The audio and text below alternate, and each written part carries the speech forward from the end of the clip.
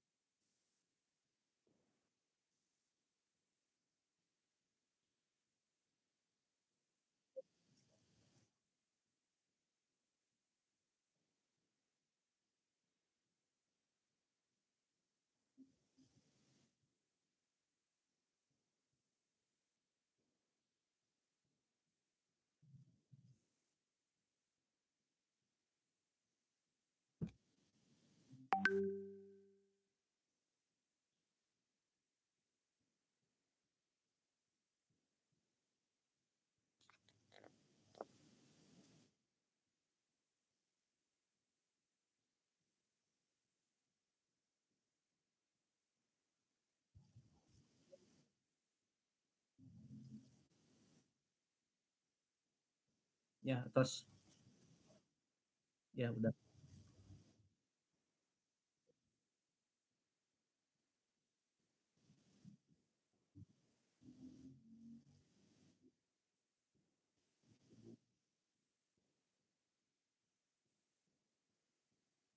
Ya, bismillah. Alhamdulillahirabbil alamin, wassalatu wassalamu ala asyrofil anbiya'i wal mursalin wa ala alihi wa sahbihi ajmain. Asyhadu an la ilaha illallah wa asyhadu anna Muhammadan abduhu wa rasuluh amma ba'd. Ya, alhamdulillah kita bertemu di ujung bulan Sya'ban dan sebentar lagi masuk bulan Ramadan ya. Mudah-mudahan di bulan Ramadan bukannya melemah semangat kita eh, mengikuti dan mengadakan kajian ya, tapi mudah-mudahan justru di bulan Ramadan kita bisa nambah jadwal gitu ya, karena nambah istri mah belum bisa mungkin ya. Nambah jadwal aja dulu gitu tuh, insya Allah ya. Nah, kesempatan kali ini kita sudah masuk ke Sultan ke-11, Sultan ke-11 ya, tentang dinasti Utsmanid ini.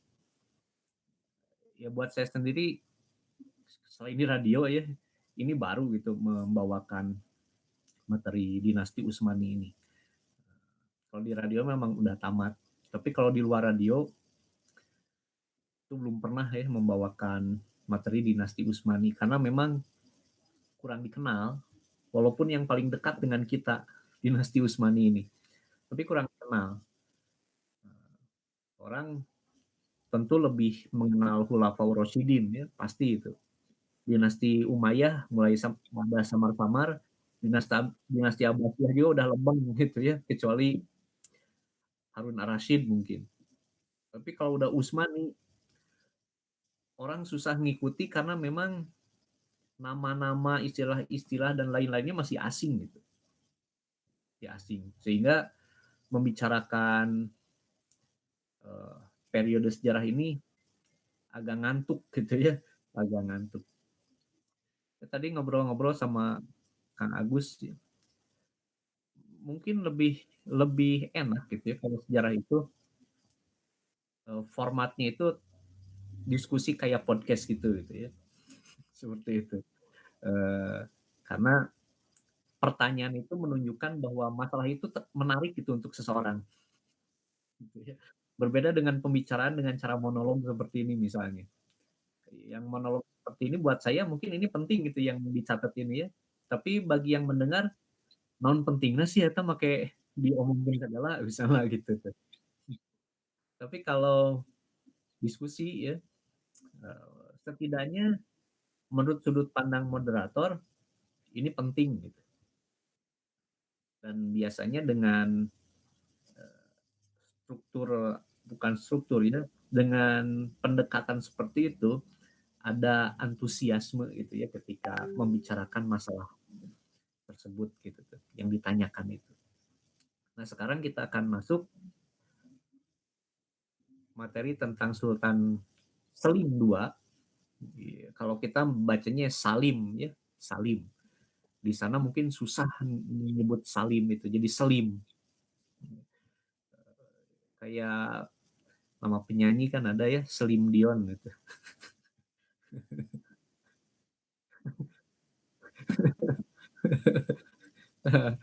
Ya, beliau ini bukan lahir ya, mulai menjabat sebagai sultan itu tahun 974, sampai wafatnya tahun 982. Kalau kita menggunakan penanggalan Masehi, ini mulai tahun 1566 sampai tahun 1574, 8 tahun masa memerintah. Kalau dilihat dari zaman kita sekarang, ini sudah cukup lama ya, hampir 500 tahun yang lalu ini ceritanya, hampir 500 tahun yang lalu. Tapi kalau kita melihat data sejarah selama 100 tahun, itu kita akan lihat bahwa 100 tahun itu sebetulnya masa yang sangat singkat gitu, ya. 100 tahun 100 tahun 100 tahun itu singkat saja gitu, singkat saja. Bukan waktu yang begitu lama untuk umur peradaban. Sehingga kalau dikatakan bahwa usia peradaban manusia itu sejak zaman sejarah dimulai ya, yang 5.000 tahun, sudah 5.000 tahun, itu terlihatnya itu seperti 5 hari aja gitu. 1.000 tahun pertama, 1.000 tahun kedua, 1.000 tahun ketiga, 1.000 tahun keempat, 1.000 tahun kelima, kayak 5 hari aja. 5 hari. Memang singkat-singkat saja gitu, yang namanya hidup itu. Singkat ya. Betul-betul singkat. Betul-betul singkat. Malaikat aja menempuh satu perjalanan yang jaraknya itu 50.000 perjalanan untuk ukuran kita itu. Tapi buat mereka itu cuma satu kali melesat saja. Jadi umur kita ini benar-benar pendek. Nah, mudah-mudahan kita bisa memanfaatkannya dengan baik ya. Nah, Sultan Selim II ini lahirnya di Istanbul tanggal 25 Rajab. Ini saya nggak tahu kenapa jadi tahan ya. Tanggal 25 tahan 1930 Hijriah. Kenapa tahan? Saya nulisnya Rajab itu. Nulis otomatis sih mungkin ya ini. HP-nya diotomatiskan. Nggak tahu ini ngopeknya biar nggak otomatis gitu tuh. Otomatis ngoreksi kata. Kadang-kadang kesalahannya parah itu. Cuma alhamdulillahnya selalu bisa ditemukan gitu yang parah-parah itu kalau sempat ke share bisa bahaya gitu ya. Auto koreksi itu. Nah, ini bukan tahan ya Rajab itu. 25 Rajab 930 Hijriah yang bertepatan dengan tanggal 28 Mei tahun 1524. Wafatnya di kota yang sama, kota Istanbul juga. Tanggal 21 Sya'ban 982 yang bertepatan dengan tanggal 5 Desember 1574. Nah, beliau ini adalah Sultan Utsmani yang pertama wafat di Istanbul. Yang pertama wafat di Istanbul. Sebelum-sebelumnya di tempat lain gitu. Tempat lain ya. Sultan Salim ini lahir di Istanbul, wafat di Istanbul. Banyak yang seperti itu ya, lahir di situ, meninggal di situ. Tapi banyak juga yang lahir di mana, maut di mana. Gitu tuh. Banyak yang seperti itu. Ya, kita yang tinggal di Bandung ya, ada tetangga kita yang orang Ambon, orang Aceh, orang Medan, ya, mereka lahir-lahirnya di tempat-tempat masing-masing, tapi hidup di sini, mati di sini gitu. Itu rahasia kematian. Tidak tahu kapannya, di mananya, dan bagaimananya. Ya, kematian itu. Tapi ya semuanya pasti mati. Pasti mati. Mengingat mati itu bagus kalau mengingatnya dengan cara yang sehat ya. Kalau orang kayak saya gitu, ingat matinya nggak sehat gitu ya. Karena kalau orang yang sehat itu ingat mati, frekuensi atau volume kematian mengingatnya itu bisa dibesarkan, bisa dikecilkan. Kalau saya nggak bisa langsung pol gitu. Kalau ingat mati itu, gitu ya. Nah, ingatnya nggak sehat gitu. Ya. Nah, kita masuk ke poin 2 ya. Putra pasangan Sultan Sulaiman Agung dan Roxelana ini adalah Sultan Ottoman ke-11 dan menduduki tahta pada usia 42 tahun. Jadi beliau ini putra Sultan Utsmani terbesar, yaitu Sultan Sulaiman Agung. Dari seorang wanita yang berhasil menarik cinta Sulaiman Agung itu seluruhnya. Sehingga dari Roxelana ini Sultan Sulaiman Agung punya 6 orang anak dan itu melanggar kebiasaan, melanggar hukum Utsmani. Karena menurut hukum Utsmani ini Roxelana ini kan selir apalagi ya, budak. Itu dinikah. Padahal hampir nggak pernah apa Sultan-Sultan Utsmani itu menikahi budak sebagai orang merdeka gitu. Kemudian biasanya selir itu cuma punya 1 anak karena nantinya akan bertugas mendampingi anaknya jadi gubernur. Ini punya 6 anak, Roxelana ini, yang kemudian berganti nama menjadi Hurrem Sultan ya. Nama Roxelana ini berganti menjadi Hurrem Sultan setelah masuk Islam. Hurrem Sultan. Ini orang Rusia, Hurrem Sultan ini. Ada yang mengatakan bahwa Hurrem Sultan itu Yahudi Rusia katanya. Yahudi Rusia. Wallahu alam. Tapi yang jelas Hurrem Sultan ini udah masuk Islam. Jadi kita tidak perlu berpraduga yang lain-lain. Dia udah masuk Islam gitu ya Hurrem Sultan ini. Gitu. Adapun kemudian setelah dia masuk Islam melakukan berbagai kesalahan, ya samalah seperti kita itu melakukan berbagai kesalahan. Gitu. Hurrem Sultan ini. Karena Hurrem Sultan ini dianggap melakukan intrik agar putra-putra Sultan Sulaiman yang lain itu tidak sampai bisa bersaing dengan Salim. Gitu. Jadi dibunuhi atas intrik Roxelana ini. Betul atau tidak wallahu alam ya. Seperti itu. Karena di satu sisi ada ulama yang mengatakan itu memang terjadi pada masa Utsmani, ada yang mengatakan bahwa itu fitnahan dari orientalis gitu. Ya. Tradisi membunuh saudara itu. Tapi saya lebih cenderung ke pernyataan ulama-ulama yang mengatakan bahwa sebetulnya nggak seperti itu. Ada acara pembantaian saudara gitu ya, ketika naik tahta seperti itu ya. Jadi Roxelana ini wanita yang nanti dikenal dengan nama Hurrem Sultan. Bagi yang pernah nonton Abad Kejayaan itu di Antv pasti kenal lah sama yang namanya Hurrem Sultan itu ya, pasti tahu. Nah Sultan Salim ini menjadi Sultan Utsmani ke-11 setelah bapaknya Sultan Sulaiman Agung. Ini berat. Kenapa? Bapaknya ini tokoh Utsmani terbesar. Sultan Salim menggantikan seorang sultan yang demikian sukses. Sehingga ketika dibandingkan antara Sultan Salim dengan pendahulunya Sultan Sulaiman, Sultan Salim itu seperti nggak ada apa-apanya gitu. Nah itu ruginya seorang penguasa ketika dia melanjutkan penguasa sebelumnya itu yang sukses gitu. Misal lah gitu ya, kalau di Indonesia ada wali kota ya, wali kota ini sukses gitu memimpin kotanya. Kemudian dia mundur, digantikanlah yang baru yang ternyata tidak segemerlap yang kemarin. Itu kan ketika dibandingkan jadi jomplang gitu. Dan itu jadi beban moral tersendiri. Ya. Ini yang terjadi pada Sultan Salim.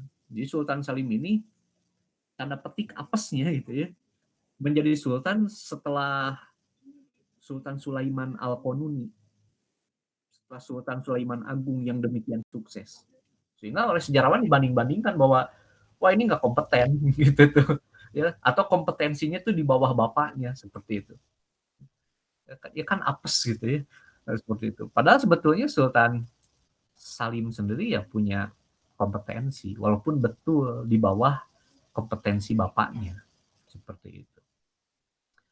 Nah, Jadi beliau ini adalah Sultan ke-11 yang menjabat setelah bapaknya. Dan beliau ini menjabat pada usia 42 tahun. Udah lumayan tua untuk ukuran saat itu. Untuk jadi sultan itu 42 tahun lumayan tua. Karena bapaknya Sultan Sulaiman Al-Qanuni itu masa kuasanya panjang banget ya, sekitar 44 tahun itu. Panjang. Jadi Sultan Salim ini kebagian sedikit saja menjadi penguasa. Kita lanjut ke nomor 3 ya. Beliau adalah seorang yang sangat terdidik dan sangat berpengalaman memimpin karena pernah menduduki jabatan gubernur di beberapa wilayah di Anatolia. Terakhir sebagai gubernur Kutahya. Jadi sebelum jadi sultan itu jabatannya gubernur Kutahya. Ini diantara perkara yang patut dicontoh dari dinasti Utsmani. Jadi dinasti Utsmani ini ketika seorang anak raja mencapai umur 10 tahun, itu ditempatkan di berbagai provinsi untuk menjadi gubernur di usia 10 tahun. Memang didampingi itu ya oleh seorang guru yang dipanggil dengan nama Lala ya. Gurunya itu. Gurunya inilah yang nanti membimbing bagaimana cara mengelola negara atau mengelola sebuah provinsi seperti itu. Di usia 10 tahun. Begitu masuk usia 10 tahun, mimpin sebuah provinsi. Sehingga bisa kita bayangkan ini di umur 20 tahun itu ilmunya udah mumpuni tata negara itu. Ini patut dicontoh. Nah, kita sekarang di Indonesia ketika kita sebagai generasi muslim gitu ya, ingin melahirkan kader-kader pemimpin yang mumpuni, itu harus dididik dari kecil. Walaupun untuk konteks kita di Indonesia tidak mungkin anak 10 tahun jadi RT. Nggak mungkin. Untuk konteks Indonesia sekarang ya. Anak 10 tahun apalagi jadi RW, hampir lebih nggak mungkin lagi. Apalagi jadi lurah, jadi camat, itu kan jabatannya bukan jabatan politik, itu jabatan karir. Dia harus sekolah dulu itu. Baru bisa masuk jabatan lurah, camat. Wali kota umur 10 tahun hampir nggak mungkin di kita. Ya, itu tidak mungkin seperti itu. Nah, kita perlu mengakalinya. Gimana caranya? Ya salah satunya dengan membuat organisasi. Di organisasi itu seseorang nanti seorang anak di usia 10 tahun ditempatkan jadi ketua misalnya. Yang lain jadi ketua bidang ini, yang lain jadi ketua bidang itu. Yang nggak kebagian ketua bidang nanti ada kegiatan ketua event apa, seperti itu. Jadi punya pengalaman kepemimpinan. Sebagai pemimpin nanti bisa dihubungkan bertemu dengan Pak DKM, bertemu dengan Pak RT, bertemu dengan Pak RW gitu ya. Sehingga punya pengalaman gitu, bertemu dengan pemimpin. Ketika mengetahui bagaimana sebetulnya style pemimpin itu, gitu ya, dia nanti nggak canggung lagi gitu, ketika memimpin itu. Jadi dari usia 10 tahun Sultan-Sultan Utsmani itu ya melihat seperti ini gitu ya, pantaslah kalau dinasti Utsmani ini umurnya cukup panjang. Umurnya cukup panjang dinasti Utsmani ini. Karena sistem pengkaderannya itu memang berjalan. Ya, berjalan Sultan-Sultan Utsmani itu. Baik, kita lanjutkan ke poin 4. Selim II mempercayakan urusan negara kepada Wazir Agung Sokolu Mehmet Pasha dan menjadi Sultan Ottoman pertama yang tidak pernah terjun ke medan perang. Nah, ini Sultan Salim ini memang gak suka perang gitu ya. Bukan benci gitu. Jadi dia ini gak punya style untuk berperang gitu. Mungkin dipengaruhi oleh latar belakangnya sebagai orang yang berpendidikan tinggi. Orang-orang yang berpendidikan tinggi itu memang kadang-kadang punya masalah-masalah tertentu gitu ya. Suri ini misalnya nggak suka perang gitu ya. Padahal waktu itu perang itu dibutuhkan. Kalau zaman sekarang misalnya orang yang pendidikan tinggi rata-rata anaknya sedikit misalnya gitu. Padahal perbanyakan anak zaman sekarang itu penting gitu ya. Tapi semakin tinggi pendidikan itu semakin sedikit anak. Itu penelitiannya gitu tuh. Entah kenapa gitu ya. Padahal harusnya kan semakin tinggi pendidikan itu semakin yakin ya dengan rezeki dari Allah itu. Tapi kenapa anak tuh makin sedikit gitu, kalau makin tinggi makin sedikit. Gitu. Nah, jadi Sultan Salim ini kurang perhatian lah sama perang itu. Bukan nggak perhatian, ya nggak suka aja gitu tuh, ngurus itu. Tapi karena sadar bahwa perang ini sesuatu yang harus pada zaman itu, maka wewenang itu kemudian diberikan kepada Wazir Agung. Wazir Agung itu kalau zaman sekarang mungkin sama dengan Perdana Menteri ya, kalau Jerman kanselir misalnya gitu, wazir itu. Jadi akhirnya urusan-urusan pemerintahan terutama militer itu diserahkan kepada Perdana Menteri, yaitu Sokolu Mehmet Pasha. Ini sekaligus menantunya. Sokolu Mehmet Pasha itu menantunya, menantu Sultan. Nah, mulai didelegasikan. Ini sebetulnya awal seorang sultan kehilangan sebagian kekuasaannya. Dan makin lama kekuasaan yang ada di tangan sultan itu makin kecil, makin kecil, makin kecil karena dibagi-bagi ke pejabat-pejabat di bawahnya dengan kekuasaan yang tidak terbatas seperti itu. Dan ini terjadi di hampir semua negara pada masa dulu. Dan masa sekarang juga pasti sama seperti itu. Masa depan juga akan seperti itu juga. Jadi sebuah negara soalnya kuat, yang memimpin itu rajanya, sultannya, khalifahnya gitu ya. Tapi lama-lama ketika segala sesuatunya sudah berjalan baik, sudah sampai di puncak, ya, maka pemimpin tertinggi itu mulai ya, membagikan kekuasaannya, dia mulai hidup santai di istananya, biar bawahannya yang kerja. Kalau sultannya masih kuat pengaruhnya, no problem itu. Tapi nanti generasi berikutnya sultannya makin lemah, makin lemah, makin lemah, akhirnya memang betul-betul kehilangan kekuasaan. Kekuasaan ada di tangan orang lain, seperti di Inggris gitu ya. Raja, ratu memang ada eksis, tapi kekuasaan bukan di tangan raja, bukan tangan ratu, tapi di tangan perdana menteri. Gitu. Nah di Ottoman ini sedang berproses ke arah sana, dimulai dari Salim II ini. Tapi Salim II memang kekurangannya itu ditutup oleh Sokolu Mehmet Pasha ini. Sehingga pada masanya tidak ada masalah. Sultan yang nggak suka perang, tapi Perdana Menterinya siap tempur, gitu ya. Akhirnya nggak no problem. Tapi nanti ngefeknya ke generasi berikutnya. Gitu. Ngefeknya itu. Ya. Nah, baik, sekarang kita lihat beberapa peristiwa yang terjadi pada masa pemerintahan Sultan Salim. Pertama, kesepakatan Ottoman Austria perihal Hungaria. Jadi Hungaria ini setelah perang Mohacs yang kemarin kita ceritakan, itu dikuasai oleh dinasti Utsmani. Sebagian ya, Hungaria Selatan itu. Yang jadi ibu kotanya. Ibu kota Hungaria itu apa? Apa? Ibu kota Hungaria? Apa coba? Ibu kota Hungaria. Nama agama. Kayak nama agama mirip gitu. Iya, Budapest ya. Budapest. Budapest itu gabungan 3 kota. Kota Buda, kota Pest, dan kota Obuda. Jadi Buddha di situ nggak ada hubungannya dengan agama Buddha, nggak ada. Itu bahasa sana aja, Buddha itu ya. Entah apa artinya. Buddha, Pes, o Buddha. Nah pada periode ini itu jadi milik Utsmani. Tapi kemudian pihak Utsmani memang tidak bisa mengontrol ketat ya Hongaria itu karena jauh jaraknya. Sehingga wilayah Hongaria itu diberikan lagi ke orang Hongaria, tetapi sebagai negara vasal, negara bawahan. Pemimpinnya ditunjuk oleh Utsmani. Tapi kemudian Austria berusaha untuk merebut Hongaria dari tangan Utsmani.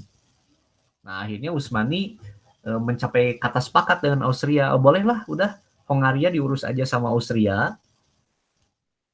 Tetapi sebagai imbalannya, Satu, Kaisar Austria yang saat itu juga menjadi Kaisar Romawi Suci, ya, yang juga menjadi Kaisar Spanyol, Maximilian II namanya.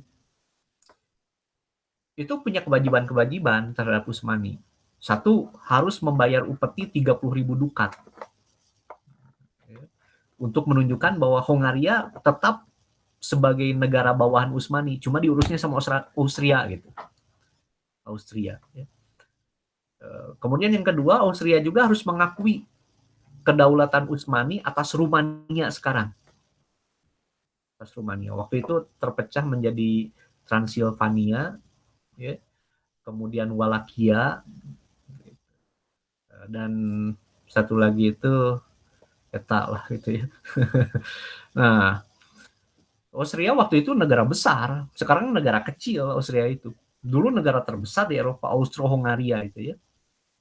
Ini terjalin kesepakatan seperti itu.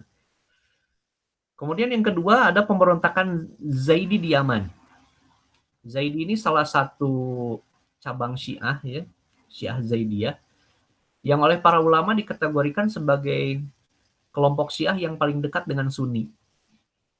Karena memang ajaran-ajarannya itu yang nggak jauh dengan kita.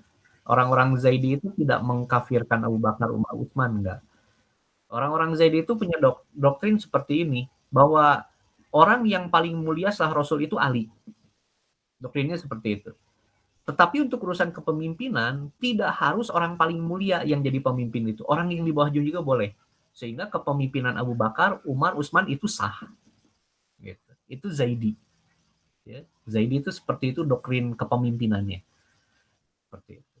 Beda dengan kelompok Syiah yang lain. Sehingga dikatakan bahwa Syiah Zaidiyah ini paling dekat dengan kita di antara kelompok-kelompok Syiah yang lain. Ya. Zaidi. Nah, pada masa Sultan Salim, kelompok Zaidi yang dipimpin oleh Imam Al-Mutahhar namanya, itu melakukan pemberontakan. Ingin memiliki pemerintahan sendiri di Yaman. Dan ini memadamkannya cukup lama, sekitar 3 tahun. Karena memang kondisi alam di Yaman itu berat. Ya. Berat. 3 tahun itu, baru tuntas. Kemudian, poin berikutnya penaklukan Siprus. Siprus ini dulunya milik Romawi, direbut sama umat Islam, direbut sama Venesia, direbut lagi sama umat Islam pada masa Sultan Salim. Siprus ini penting memang, penting Siprus ini karena ada di jalur pelayaran ya antara Afrika, Asia, Eropa. Siapa menguasai timur itu bisa menguasai Siprus, bisa menguasai Laut Tengah seperti itu, bagian timurnya Siprus. Nah, ini akhirnya direbut kembali oleh Sultan Salim dari Venesia. Cuma memang ada beberapa pihak di kalangan Utsmani itu yang agak segan menaklukkan Siprus. Kenapa? Ini bisa memancing negara-negara Eropa untuk bersatu itu. Penaklukan Siprus itu. Dan itulah yang terjadi. Pecah kemudian perang yang disebut dengan Perang Lepanto. Ya, nggak ada hubungannya dengan Panto, nggak ada. Perang Lepanto. Perang Lepanto ini pihak Eropa dimotori oleh Paus Pius waktu itu membentuk satu aliansi yang disebut Aliansi Suci untuk menyerang Utsmani. Maka meletuslah perang di laut. Ini peperangannya peperangan di laut. Peperangan Lepanto ini. Dan dalam peperangan ini pasukan Liga Suci yang dipimpin Don Juan itu yang terkenal. Don Juan ini yang terkenal itu berhasil menghancurkan pasukan Utsmani. Jadi pasukan Utsmani itu hancur waktu itu. Cuma beberapa kapal saja yang selamat dari sekitar 300 kapal itu ya. Itu habis itu. Sebagian ditenggelamkan, sebagian dirampas sama pihak Liga Suci itu. Kalah pasukan Utsmani. Tetapi kekalahan ini memang direspon oleh Sultan Salim dengan cepat. Sultan Salim melalui Sokoluzade kemudian membangun kembali armada laut Utsmani. Lebih besar lagi. Sehingga akhirnya orang-orang yang pihak-pihak pemenang Liga Suci itu yang terdiri dari negara-negara Italia ya, seperti Pisa, Venesia, itu Genoa, kemudian Papal State, negara kepausan ya, itu merasa ketakutan ketika Sultan Utsman ini membentuk angkatan laut yang baru, yang lebih besar. Sebagai pemenang perang, mereka kemudian mendatangi Sultan Utsmani dan menyerahkan Siprus. Gitu tuh. Udahlah, nggak apa-apa, kami akui Siprus sebagai milik Utsmani. Gitu. Padahal mereka yang menang perang. Kenapa? Digos gitu sama Sultan Salim dengan pasukan yang lebih besar lagi. Zaman itu no problem kita. Kenapa? Umat Islam banyak duitnya waktu itu. Armada hancur buat deh ya gitu. Sultan mah bebas gitu ya. Kalau zaman sekarang nggak bisa gitu. Kenapa? Nggak punya duitnya kita gitu. Kita nggak punya duitnya gitu. Kalau zaman dulu duit umat Islam tuh banyak, melimpah. Ya, melimpah. Jadi kalah. Tapi kemudian karena tanggapan yang cepat ya, kekalahan itu tidak berlarut-larut. Bahkan tidak lama dari kekalahan itu umat Islam mendapatkan penghormatan gitu dari dunia Kristen gitu ya, karena angkatan laut baru yang kuat itu. Yang terjadi berikutnya adalah pembebasan Tunisia dari pendudukan Spanyol. Ini sudah dijelaskan sebelumnya, setelah kekalahan umat Islam di Granada ya, Spanyol dan Portugis itu tiba-tiba keluar dari tanah mereka dan mulai menjajah negeri-negeri Muslim sampai ke Aceh, sampai ke Aceh. Sebetulnya di sini ada juga data ya, cuma nggak masuk ke sini. Sultan Salim ini mengirimkan tentara ke Aceh untuk mengejar Portugis. Karena dapat surat dari Aceh, orang-orang Portugis membunuhi orang-orang Islam di Aceh. Maka dikirimkan sebuah angkatan perang ya ke Aceh untuk membantu Aceh memerangi Portugis. Cuma ketika di tengah perjalanan datang surat dari Sultan agar sebagian dari pasukan itu berbelok ke Yaman, karena di Yaman sedang terjadi pemberontakan Imam Mutahhar tadi. Sehingga yang sampai di Aceh itu cuma 500 prajurit, tapi ini prajurit ahli semua. Dengan tambahan 500 prajurit yang ahli ini, Aceh kemudian menyerang Malaka, karena Malaka waktu itu sudah dikuasai oleh Portugis, seperti itu. Nah, di antara yang direbut oleh Spanyol Portugis itu Tunisia. Tunisia ini berhasil direbut oleh Spanyol. Tapi kemudian berhasil dibebaskan lagi oleh Sultan Salim. Seperti itu.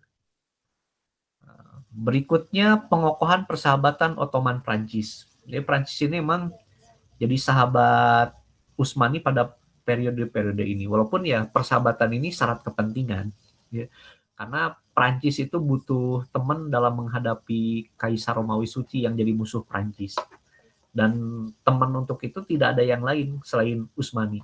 Maka Utsmani dengan Prancis itu betul-betul bersahabat. Walaupun keuntungannya itu ada pada Prancis, bukan pada Utsmani. Nah, ini diperbaharui lagi pada masa Sultan Salim. Lalu peristiwa berikutnya, Ottoman menunjuk saudara Raja Prancis sebagai Raja Polandia. Ini menunjukkan bahwa Polandia waktu itu adalah negara bawahannya Utsmani. Sehingga pemimpin Polandia itu ditunjuknya sama Utsmani. Jadi sampai seperti itu gitu di bawah umat Islam zaman dulu. Ketika orang ditanya agama kamu apa, Islam, bangga waktu itu mah gitu ya. Kenapa? Kita bisa mendikte orang gitu. Orang Islam zaman itu tuh. Ya. Berbeda dengan orang Islam zaman sekarang, kita gitu ya. Kita ini didikte sama orang terus gitu tuh. Kalau zaman dulu tuh kita punya sima teh apa ya? Sima tuh harisma ya. Harisma. Bukan Nela Harisma, bukan. Harisma tuh bahasa lainnya lagi apa ya? Harisma, sima, apalagi ya? Wibawa. Gitu ya.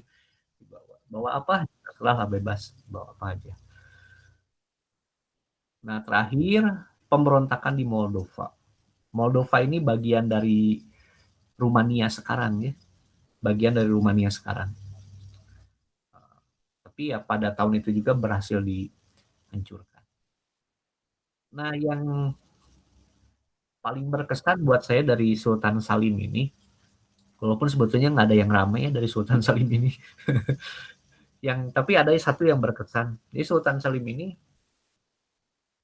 walaupun punya kekurangan dalam memanage negara, karena ketidaksenangannya dalam urusan militer, tapi itu kemudian bisa ditutupi dengan menunjuk orang lain yang memang mampu seperti itu.